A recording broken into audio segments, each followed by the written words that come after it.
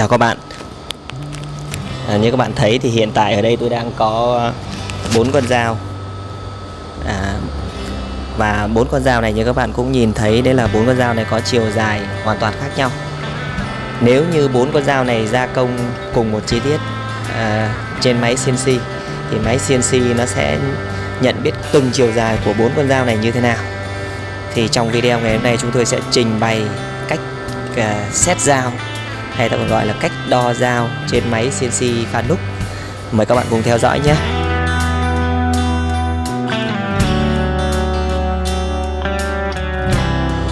Ở đây chúng tôi có cái thiết bị để hỗ trợ đo chiều dài của con dao.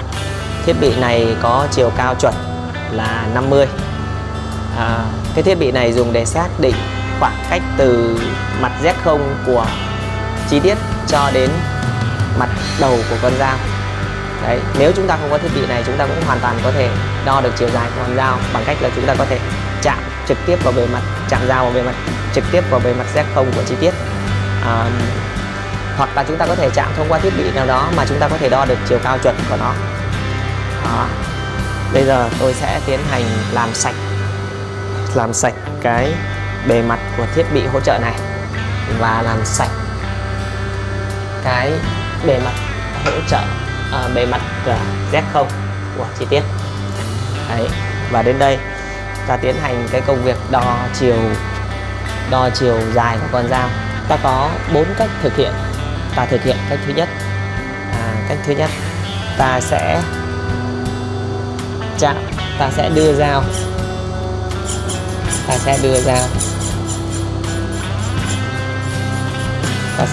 chạm vào thiết bị đo dao. Đó, cho nó lún xuống nha các bạn, sao cho nó lún xuống, sao chạm vào gì đó, nó lún, và chừng nào cái kim đồng hồ nó trở về không, nó về không. Đấy, nó trở về không. Rồi, như vậy là lúc này cái lưỡi cắt mặt đầu con dao đang cách cái mặt Z0 của chi tiết đây, của phôi đây là 50. Đó, đang cách là 50.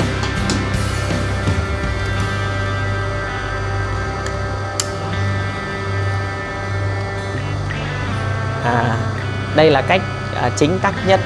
Ta sẽ thực hiện như sau. Ta sẽ nhấn vào pause, ta nhấn vào on để thấy tọa độ Z machine. Z của machine đây đang là -236.360. Đấy, ta nhớ này. Và nếu bạn nào muốn kỹ lưỡng hơn, ta có thể ghi lại -236.360. Và ta sẽ nhớ giá trị đó và ta nhấn vào offset. Ta nhấn thêm offset ở bên này một lần nữa và ta chọn cái H. Chọn cái H. Ở đây con dao này là con dao số 3 nên tôi chọn H3. Tôi sẽ nhập cái giá trị H3. Tôi sẽ nhập cái giá trị -236.36. Nhớ là của Z machine nha các bạn. -236.36. Sau đó tôi nhấn input. Đây nó lên -236.36. Tuy nhiên đây là chiều cao mà con dao nó đang cách mặt Z0 này là 50. Vì vậy bây giờ ở trên phần offset tôi sẽ phải offset cho nó xuống -50 ly. Tôi thực hiện như sau. Tôi nhấn -50 chấm, nhấn input cộng, tức là cộng và thêm -50 ly nữa các bạn. Nhấn input cộng nha các bạn. Input cộng. Đó, nó ra là -286.36. Có đúng không? Nếu đúng rồi thì ta nhấn accept. Đấy, accept. Đấy là cách thứ nhất và cũng là cách chính tắc nhất. Mấy cái dưới này tôi nhập không hết để cho nó phải lẫn lộn. Rồi, bây giờ đến cách thứ hai. Cách thứ hai thì ta có cách rất là nhanh hơn này. Bây giờ tôi chọn H4 đi. H4, tôi chọn H4. Cách này thì ta cũng chạm vào mặt của thiết bị hỗ trợ đo dao. Sau đó ta đơn giản lắm, ta nhấn Z input C. Đó, nó cũng lên là trừ 236.36. Tuy nhiên cách này chỉ áp dụng được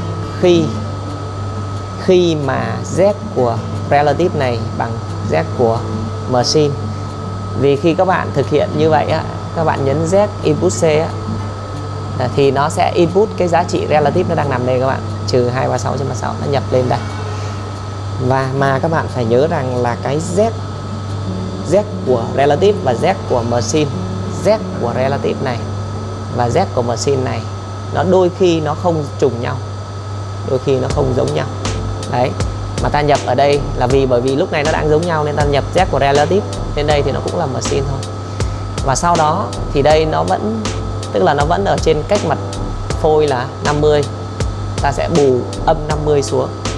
Để ta nhấn âm 50 chấm, ta nhấn input cộng, đồng ý không? Accept, đồng ý. Đó, thì hai giá trị này nó hoàn toàn như nhau. Đây là cách thứ hai. Cách thứ hai. Còn một cách nữa, bây giờ tôi chọn H1 đi. Và ta nhớ ta dùng cách nào là ta phải gọi H đấy ra nha các bạn. Là bây giờ tôi vẫn đo dao, vẫn đo dao cho nó nằm trên cái bề mặt này. Đấy, nằm ở đây. Tức là tôi báo đây là bề mặt Z0. Tôi báo đây là bề mặt Z0. Tuy nhiên khi gia công thì tôi báo là gia công thấp hơn mặt Z0 là 50 ly. Tôi làm như sau. Tôi làm như sau các bạn. Tôi thực hiện như sau.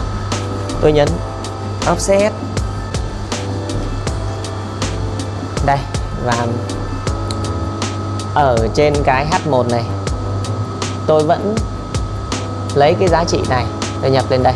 Và các bạn nhớ là giá trị này là giá trị mà con dao nó đang cách bề mặt chi tiết là 50 ly.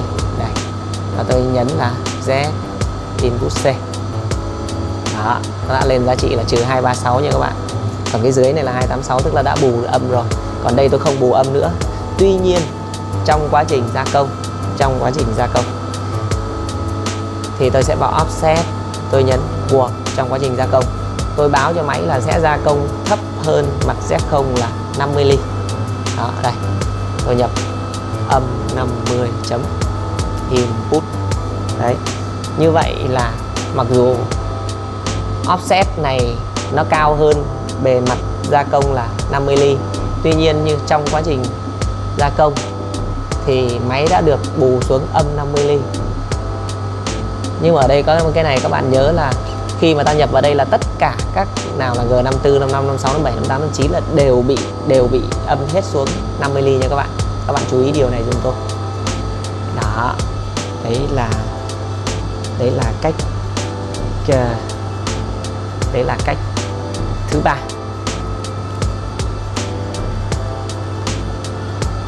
Còn một cách nữa là cách thứ tư.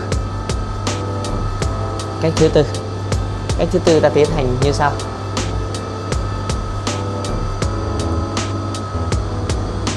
Cách thứ tư này thì ta sẽ khai báo trước chiều cao của thiết bị đo dao này, tức là 50 các bạn.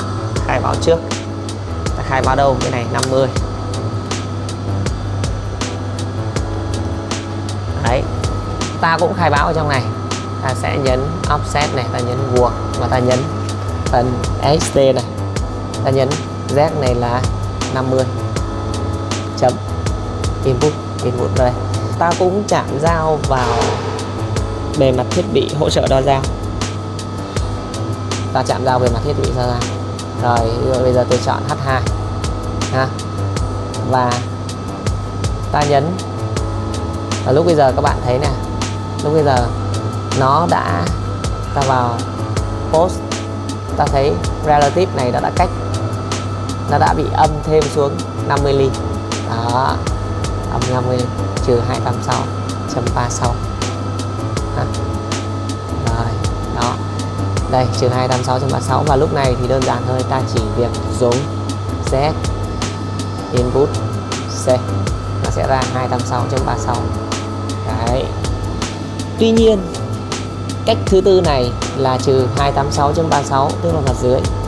Tuy nhiên khi sử dụng cái H2 này các bạn, H2 này thì trong quá trình gia công, cái này là chỉ trong quá trình đo dao thôi nhé các bạn, đo dao thôi. Còn trong quá trình gia công ta lại phải trả nó về không. Ta phải trả nó về 0 chấm input. Vì sao vậy? Vì nếu mà để là 50 thì nó sẽ gia công trên cái bề mặt chi tiết là 50 ly. Đó, ta nhớ. Như vậy tổng quát lại là ta có 4 cách thực hiện. Tuy nhiên là 4 cách này thực ra nó chỉ là một cách mà thôi các bạn. Cách chính tắc nhất là các bạn để ý cái Z machine này. Các bạn nhớ dùm tôi, nhớ đinh là chỉ cái này. Nhập cái Z machine này vào H là cách chính tắc nhất. Vì trong quá trình gia công thì những cái này nó hoàn toàn thay đổi. Đây tôi có thể thay đổi cho các bạn thấy.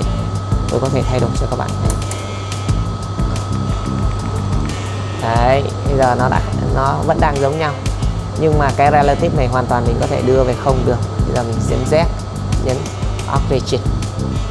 Nhấn Z origin. Bây giờ relative bằng Z0, nhưng mà machine là lại khác. Machine là khác không. Đấy, như vậy ta nhấn vào offset. Ta nhấn vào offset bên này, chọn H5 đi các bạn. Đấy, tôi vẫn tiến hành chạm dao vào bề mặt chi tiết.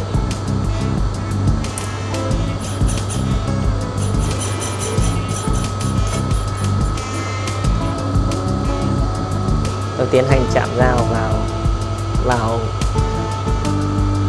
thiết bị đo dao. Và đây, các bạn nhìn lên màn hình thì lúc này cái relative của chúng ta là trừ 105.99. Tuy nhiên ở phần machine thì lại khác, là trừ 236. Đấy. Như vậy là giữa relative và machine là khác nhau nha các bạn, khác nhau. Đấy, nếu như ta sử dụng cái cách, đây ta chọn H5, ta sử dụng cái cách là Z input C này, input, thì nó sẽ lên cái tọa độ relative. Và làm như thế này là sai các bạn nhé, sai. Đấy, như vậy ta nhấn Z input C chỉ thực hiện được khi relative bằng machine. Ở đây nó khác nhau. Muốn hai cái này bằng nhau thì rất là dễ các bạn, rất là dễ. Chúng ta sẽ đưa về Z0, ta nhấn chuyển về 0 này. Đó, ta nhấn. Đó, trục Z nó đã rút về rồi các bạn. Và bây giờ trên màn hình thì đây, Z nó đã bằng 0, relative nó bằng 0. Đó các bạn. Nếu nó không bằng 0 thì bây giờ, nếu nó không bằng 0, giả sử như ở đây nó không bằng 0 thì ta sẽ nhấn Z, xong nhấn origin cho nó bằng 0. Thế là giữa relative và machine nó bằng nhau. Bằng nhau thì ta sẽ dùng cái cách mà Z input C nhanh hơn. Đấy, ta sẽ dùng cái cách Z input C, nó đơn giản hơn, dễ hơn, đỡ nhầm hơn. Chứ mà các bạn nhìn ở đây, nhìn mà mấy cái số này các bạn đọc không kỹ mà nó nhầm một cái là chúng ta gia công sai. Đấy. Thì như vậy là chúng tôi đã trình bày các cách đo dao.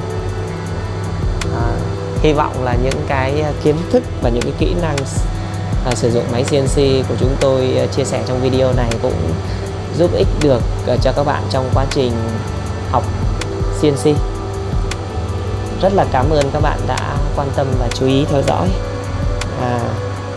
Hẹn gặp lại các bạn trong các video lần tới. Xin chào và hẹn gặp lại.